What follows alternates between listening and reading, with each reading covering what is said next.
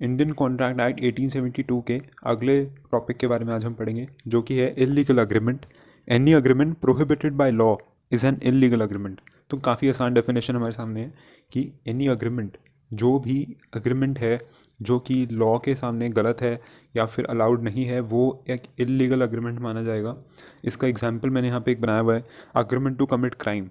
तो agreement to commit crime में क्या होगा, ए और बी हैं, उन्होंने अग्रीमेंट किया कि हम सी को मार देंगे।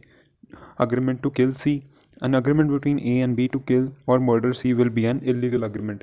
ये एग्जाम्पल हमारे सामने है, आप इस एग्जाम्पल को भी ड्रॉ कर लीजिए और इस डेफिनेशन को नोट डाउन कर लीजिए, फिर हम बढ़ेंगे अगले टॉपिक के ऊपर, इलीगल अग्रीमेंट के।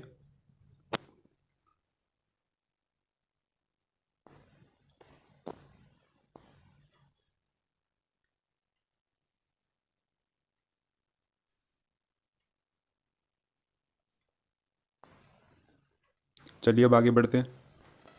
Effects of illegal agreement. तो ये मैंने कुछ 3 पॉइंट्स लिखे हुए हैं जो कि है इफ़ेक्ट्स ऑफ इलीगल अग्रीमेंट। तो पहला पॉइंट है इट इज़ ऑलवेज वॉइड। तो वो हमेशा से ही इलीगल अग्रीमेंट जो भी होगा वो वॉइड माना जाएगा according to law. Any collateral transaction to illegal agreement is also void. तो no action is allowed on illegal agreement. तो कोई भी एक्शन लिया जाए या फिर उस चीज़ को इम्प्लीमेंट किया जाए वो भी अलाउड नहीं है अकॉर्डिंग टू लॉ, और वो भी इलीगल अग्रीमेंट में ही माना जाएगा। अगला टॉपिक होगा हमारा difference between void and illegal agreement. तो difference between void and illegal agreement है क्या एक्चुअल में। तो यहाँ मैंने बेसिस, वॉइड अग्रीमेंट और इलीगल अग्रीमेंट के बारे में एक टेबल बनाई हुई है।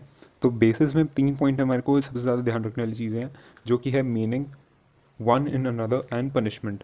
तो मीनिंग क्या होगा, वॉइड अग्रीमेंट का मीनिंग ये है कि नॉट इन्फोर्सेबल बाय लॉ, कि वॉइड वो लॉ के अकॉर्डिंग इन्फोर्सेबल ही नहीं है।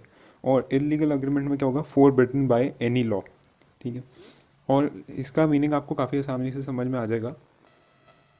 इन्फोर्सेबल का मतलब ये हुआ कि वो लॉ के अंडर स्टैंड ही नहीं कर पाएगा, और फोरबिडन का मतलब है कि वो अलाउड ही नहीं है, और वन इन अदर का मतलब होगा all void agreements are not illegal.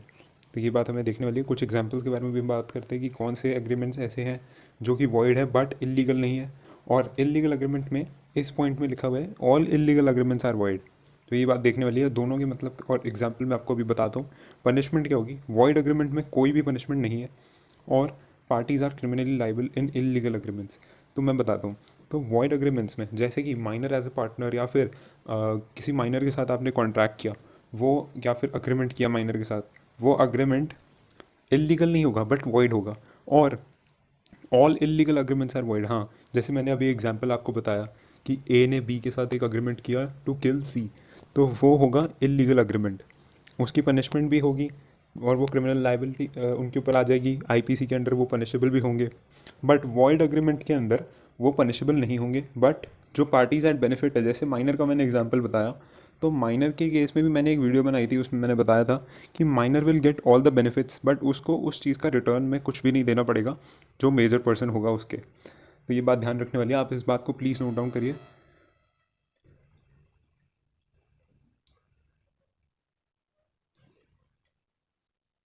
अगली वीडियो होगी हमारी कंटिजेंट कॉन्ट्रैक्ट के ऊपर।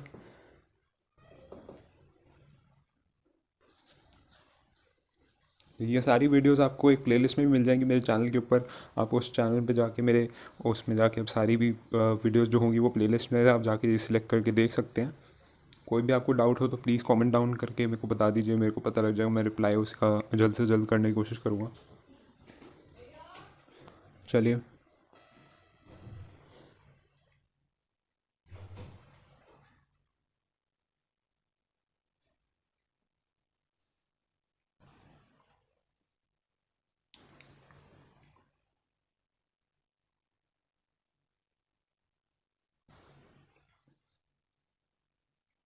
Make sure you subscribe to my channel, और आने वाली सारी वीडियोज़ जो भी होंगी आपको सबसे पहले मिल जाएंगे अगर आप बेल आइकन को भी साथ में दबा लेंगे तो। ठीक है, यहीं पे वीडियो क्लोज करते हैं। I hope you found this video very informative. Thank you.